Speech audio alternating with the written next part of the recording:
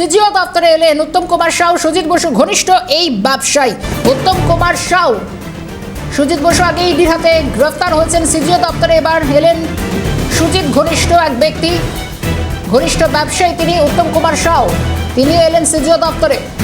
তাকে তলব বলে যেরকমটা জানা যাচ্ছে, আপাতভাবে সুজিত বসু ঘনিষ্ঠ এই ব্যবসায়ী উত্তম কুমার সাউ সিজিও দপ্তরে। কদিন আগে ইডির হাতে গ্রেফতার সুজিত বসু, রাজ্যের প্রাক্তন দমকল মন্ত্রী, আপাতত ইডি হেফাজতে। শুভজিৎ দে আমাদের প্রতিনিধি এই মুহূর্তে টেলিফোন লাইনে। শুভজিৎ, সুজিত বসু ঘনিষ্ঠ এই ব্যবসায়ী সিজিও দপ্তরে কি কারণে তলব?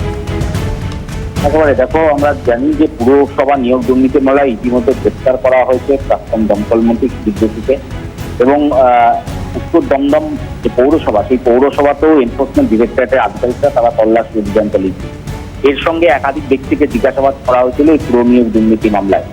সেই সমস্ত তথ্যকে সামনে রেখে একদিকে যেরকম সুজিত বসুকে জিজ্ঞাসাবাদ করা হচ্ছে, অন্যদিকে বেশ কিছু ট্রানজাকশন ইতিমধ্যে পাওয়া গিয়েছে, যার বেশ কিছু তথ্য আদালতেও পেশ করা হয়েছে ইডির তরফ থেকে। সেই জায়গা থেকে দাঁড়িয়ে সুজিত বসু ঘনিষ্ঠ এক ব্যবসায়ী উত্তম কুমার সাউ, তাকেও কিন্তু আজকে তলব করা হয়েছে ইডির তরফ থেকে। আজ তিনি ভিডিও কমপ্লেক্সে এসেছেন, তার যে জিজ্ঞাসাবাদ পর্ব তা ইতিমধ্যে চলছে। মূলত যেটা এনফোর্সমেন্ট ডিরেক্টরেটের আধিকারিকরা মনে করছেন বা যেটা খবর পাওয়া যাচ্ছে, যে একাধিক এই যে পুর নিয়োগ দুর্নীতি মামলার যে বিপুল পরিমাণে কালো টাকা, সেটা বিভিন্ন ব্যবসায় বিনিয়োগ করা হয়ে থাকতে পারে। বিশেষ করে রিয়েল এস্টেট ব্যবসা, সেই ব্যবসাতে বিনিয়োগ করা হয়েছে বলে ইডির আধিকারিকরা তারা মনে করছেন। সেই জায়গা থেকেই দাঁড়িয়ে এই ব্যবসায়ী তলব এবং জিজ্ঞাসাবাদ। ইতিমধ্যে তিনি এসেছেন, তার যে জিজ্ঞাসাবাদ পর্ব তা ইতিমধ্যে শুরু হয়ে গিয়েছে। শুভজিৎ, যে ব্যক্তি তিনি এসছেন এই উত্তম কুমার সাউ, যিনি সুজিত বসু ঘনিষ্ঠ, তিনি কি তার হাতে কোনো নথিপত্র, কোনো কাগজপত্র ফাইল রয়েছে? কারণ একেবারে নিয়োগ দুর্নীতির তদন্ত চলছে।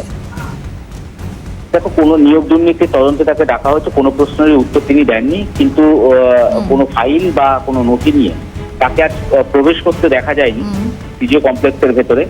কিন্তু যে বিষয়টি সব থেকে গুরুত্বপূর্ণ তা হচ্ছে পুরসভা নিয়োগ দুর্নীতি মামলায় আদালতে স্পষ্টত ইডির আইনজীবী তিনি দাবি করেছিলেন পুরসভা নিয়োগ দুর্নীতি মামলার বিপুল পরিমাণে কালো টাকা, যেটা একদিকে সুজিত বসু তার দুটি রেস্টুরেন্ট, সেই রেস্টুরেন্টে বিনিয়োগ হয়ে থাকতে পারে। এছাড়াও রিয়েল এস্টেট ব্যবসায় বিপুল পরিমাণে টাকা বিনিয়োগ করা হয়েছে, শেয়ার কেনা বেচা করা হয়েছে।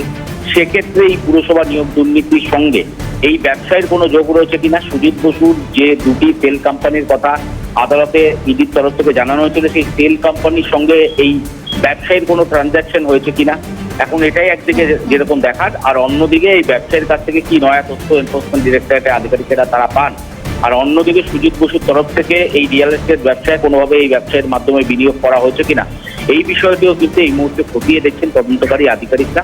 ইতিমধ্যে তার জিজ্ঞাসাবাদ পর্ব শুরু হয়েছে, এবং তোমাকে যেমনটা বলছিলাম যে পুরসভা নিয়োগ দুর্নীতি মামলার বিপুল পরিমাণে কালো টাকা এই মুহূর্তে কোথায় রয়েছে তারই হদিশ পেতে চাইছেন ইডির আধিকারিকরা, যে কারণে বিভিন্ন ব্যক্তিকে জিজ্ঞাসাবাদ করা হচ্ছে। শুধু একেবারে শুভজিৎ, এবং বিশেষ করে করোনা কালে যেভাবে রেস্তোরাঁ ফুলে ফেপে যে ব্যবসা করেছে তারও একটা হিসেব খতিয়ান ইডির পেতে চাইছে। ধন্যবাদ শুভজিৎ।